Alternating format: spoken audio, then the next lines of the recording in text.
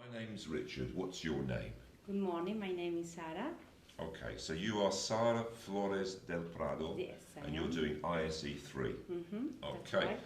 Could I see your ID? Yes, of course. Thank you very much. There you go. Lovely. Now, we'll start with the topic presentation. What's the title of your presentation? Health and safety in the workplace. Health and safety in the workplace. Okay. Can you give me the handout? Yes, Lovely. Thank you very much. Now, while you're talking, you might see me making notes. I'm not making notes to assess your language. It's just to help us with the discussion of the topic. Okay. yes. You've got 4 minutes. Now, I'm going to put on the timer to help you. Okay. So, are you ready? Yes. So please begin, Sarah. So, good morning. The topic for my presentation is to provide an overview of how health and safety are changing workers' minds. Did you know that the incidence rates of fatal injury have decreased considerably in the last 14 years? This is the reason for my talk today. I'm going to divide my presentation into 2 main parts. First, I'll describe the purpose of providing health and safety at workplace. And second, I like to focus on the rates of fatal injury across the UK and Spain. Turning then to my first point, I would like to define what exactly I mean by health and safety. Any issue related to the laws and rules that are intended to keep people safe at work.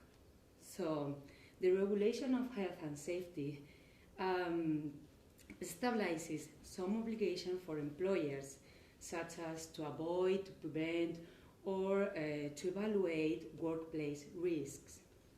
Even though these obligations should be assumed by the employers, all employees have the responsibility to ensure a safe working environment. An accident is usually defined as an unplanned and unexpected event, but when they do occur, it's a good way it's a good opportunity to check them and prevent them in future situations. The main purpose of providing health and safety in the workplace is to avoid and prevent accidents. And nowadays, fortunately, the majority of workers are convinced that this is very important. All they want to go home safe at the end of each day. So now, I'd like to turn on my next point, which was what is rates of injuries in the workplace. The last research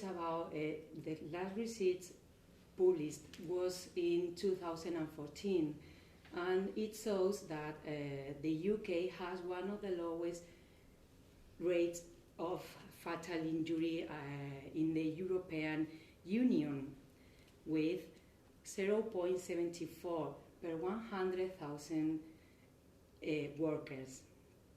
This is considerably lower than in Spain, where it was 2.75 per 100,000 workers. To conclude, it seems that there is still much to be done in Spain to get zero accident, or at least reach a rate similar in the UK. And what is very clear is that the UK is leading the health and safety management in Europe. And hopefully, like one day Spain could decrease its percentage of injuries in the workplace. So that's my presentation. If you have any doubt, I'll be blessed to listen to you. Thank you very much indeed. Now I'd like to discuss some of the points that you made. Just a quick question. Do you work in the area of health and safety? Yeah, not actually, but I was working for 9 years, like a health and safety expert. Could you just clarify something? When you talked about the UK having the lowest rate in Europe of 0.74 per 100,000. Are we talking about any injury or fatal injuries? Fatal injuries. Fatal injuries. Yes, fatal injuries. Wow. Okay. I know a lot of people in various jobs, and most people I talk to say that health and safety rules are a nightmare. They're Yes. terrible. You mean for the workers? Yeah. Well, for the workers, Or as for the well as for employers? lots of people seem employers. to have very negative attitudes towards health and safety. Why do you think? Well, I think really, as, from the point I know, in the UK they are more inside the society, more than in Spain. That's what the reason, because the rates are so different from here. But I didn't quite understand that. Can you tell me again? yes, the rates here Are higher. are higher. Yeah, here in Spain are Why? higher because, in my opinion, the employees in the UK are more concerned to prevent or to avoid the risks. Okay. As well, But what I'm wondering is, why is there a negative attitude? Oh no, not more because health and people safety, not think- more yeah, rules. I know what you mean. Because people really think that they to prevent the accidents is a waste of time, and they have been doing during all their lives Exactly. the same Yes, yes, yes. situation, the same work, and now you are going to say them that they have to change. Can you give me an example of something that somebody might have been doing for years Yeah. that suddenly has to change? Construction is a very good. It's the best example to Can you give me to a you. concrete example of Yeah. something that? For example, in construction, when you go inside a building who is being built,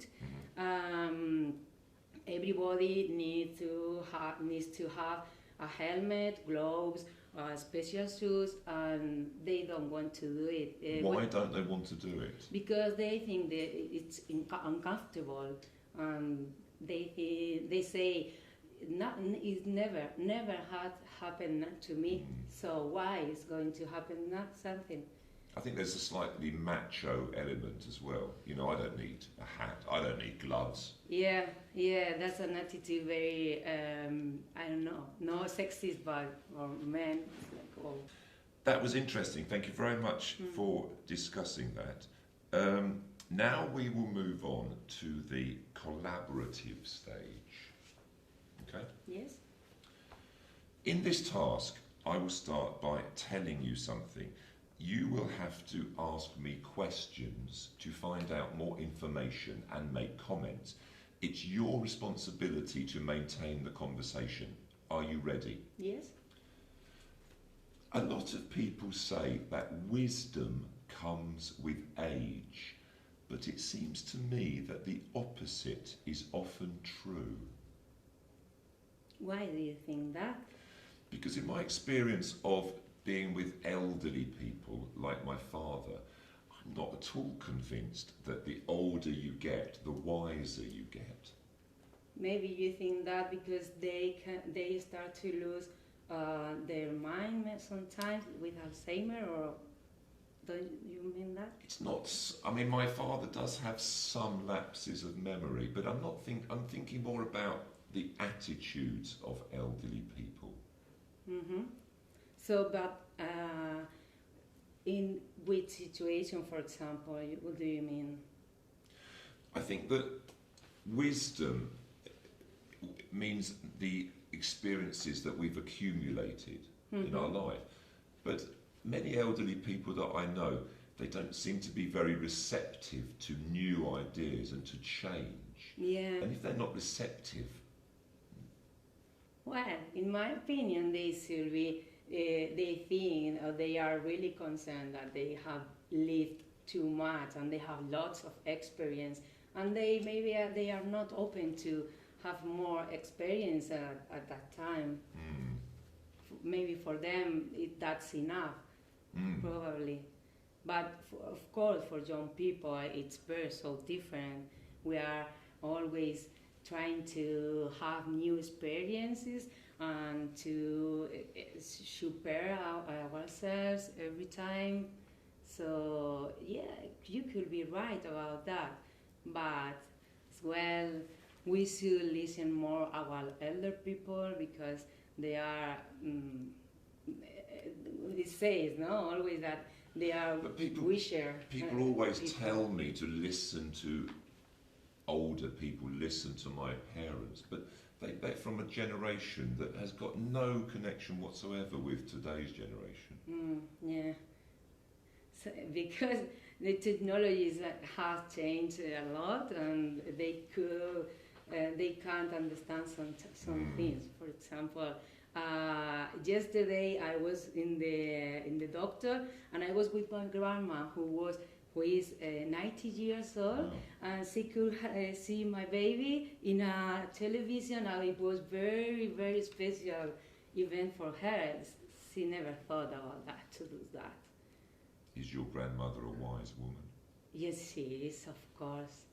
She's like my mother, so. But And the advice... she taught me lots of different things. She's always giving me advices. But the advice that she might give you about having a baby might be a little bit out of date. I don't think so. She knows quite a lot of things. She's always preventing me, and I never heard she. And finally, you're always confused because she is right always. It's incredible. Okay. Thank you. Thank you very much. That was interesting. Mm-hmm. Now we will move on to the conversation task. Okay. Let's talk about role models. Tell me about someone who's been an important role model in your life. For sure, my father. Your father? Yeah. Why? Because he's the person, like, he's always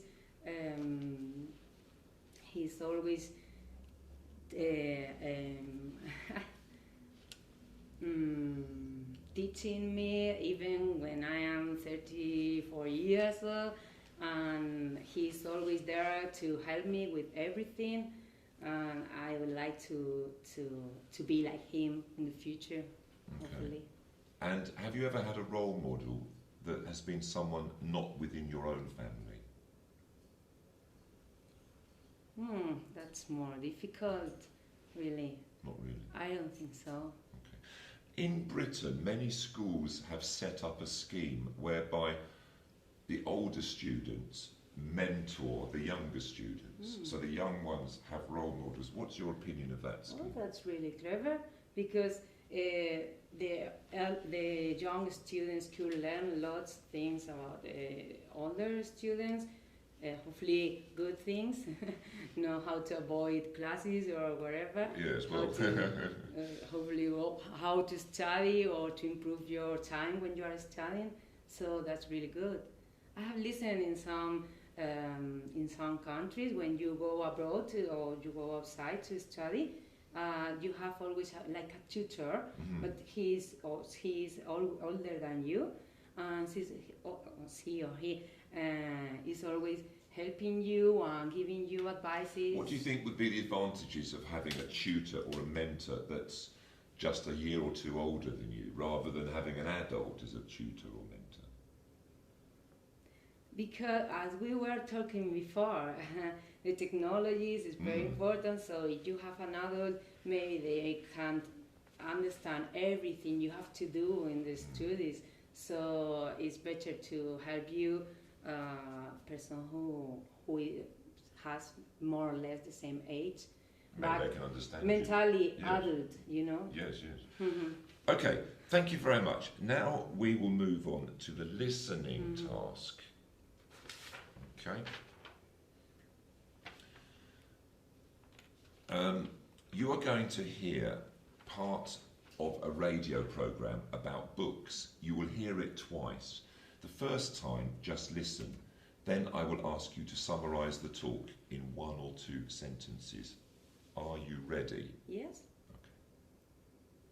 ISE III. Task 1. In my recent book, I discussed the subject of routine and the effect it has on our lives. Actually, my original idea was to look at the working methods of successful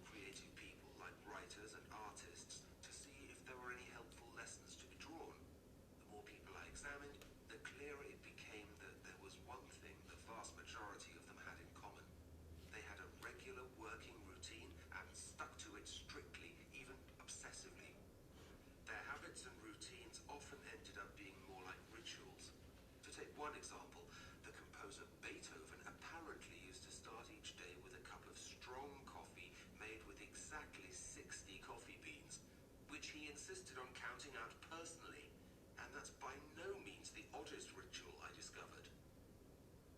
Obviously, we don't all have to behave like that, but it does appear that routine is something most of us need. Most humans function better when they have some kind of structure to their lives. In fact, without routines for day-to-day activities, nothing much would get done. Transport wouldn't run on time, schools and workplaces would be in a permanent state of chaos, and so on. So, society as a whole seems to favor or even require people with regular lifestyles. But there's a growing body of research suggesting that too much routine is bad for personal well-being. And it's this aspect that much of the book is concerned with. Breaking up your routine and doing something new, it appears, increases your happiness. It's not just a case of getting bored. Routine also increases our sense of time passing by too quickly. When nothing new is happening, we're not so conscious of events and simply don't notice the days and weeks slipping away. There's also an interesting connection between time and memory, or more exactly, two kinds of connection.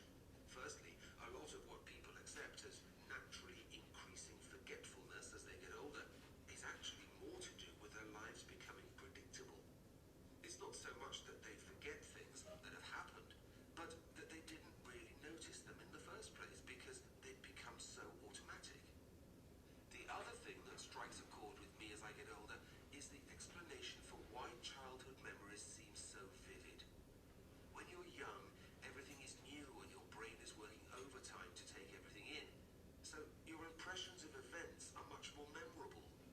What we need to do is to try and recapture that sense of newness by disrupting routines and actively seeking out new experiences. Okay.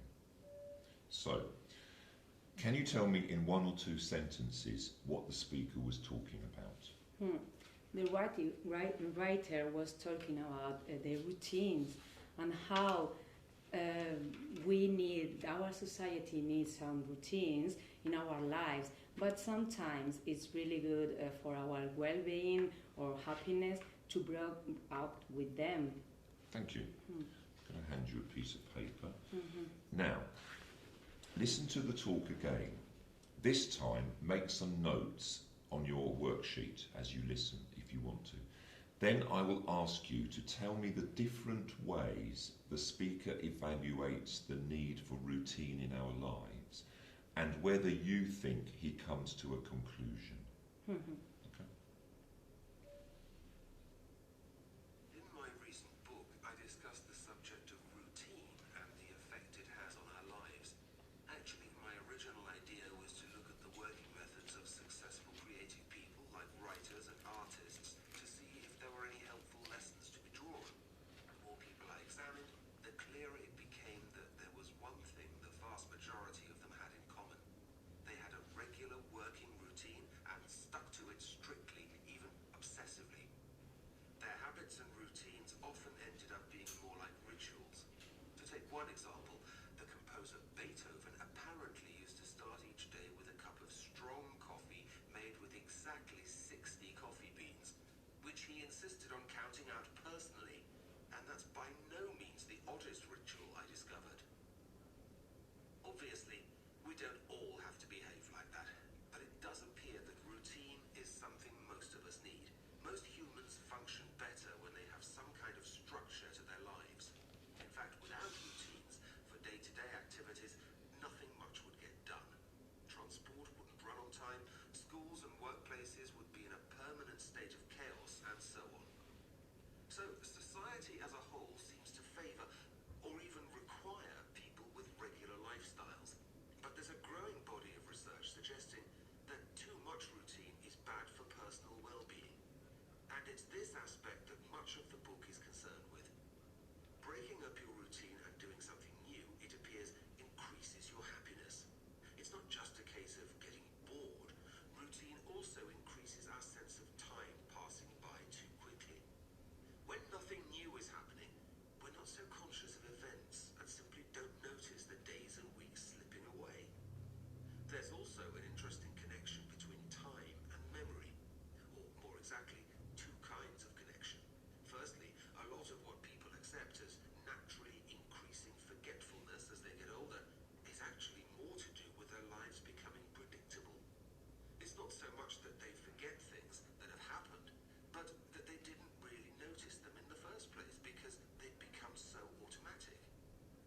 The other thing that strikes a chord with me as I get older is the explanation for why childhood memories seem so vivid. When you're young, everything is new and your brain is working overtime to take everything in. So your impressions of events are much more memorable. What we need to do is to try and recapture that sense of newness by disrupting routines and actively seeking out new experiences. Okay. So, now tell me the different ways the speaker evaluates the need for routine in our lives and whether you think he comes to a conclusion. You have 1 minute, so I'll put on the timer and that will help. The speaker says that we need to have routines in our society because we function better. So that's the main important thing. Transport, we need a timetable for transport, schools, workplaces. And the bad thing is that we don't notice the days are going away when we are in our routines, and we became to be automatic, to act like automatic.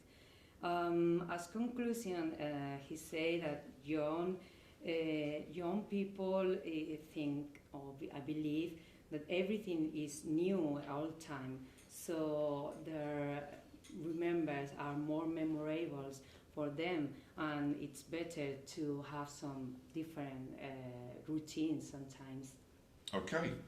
Thank you, Sara. That's the end of the test. It's been very nice speaking to you. Thank you very much. Thank you. Bye-bye. Thank you.